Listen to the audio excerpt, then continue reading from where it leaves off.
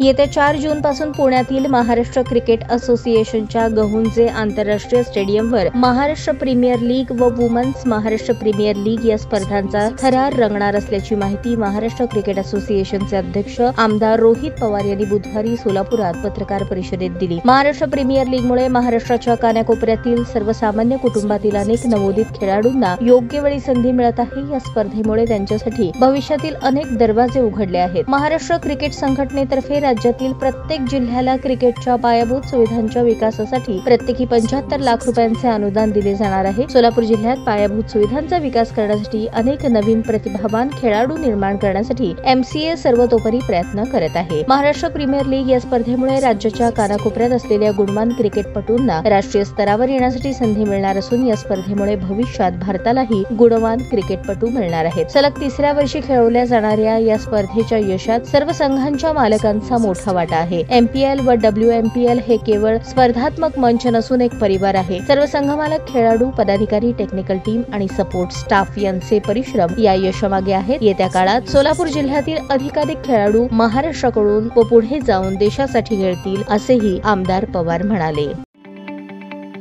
ताज्या बातम्या पाहण्यासाठी प्राईम महाराष्ट्र न्यूज चॅनलला सबस्क्राईब करा।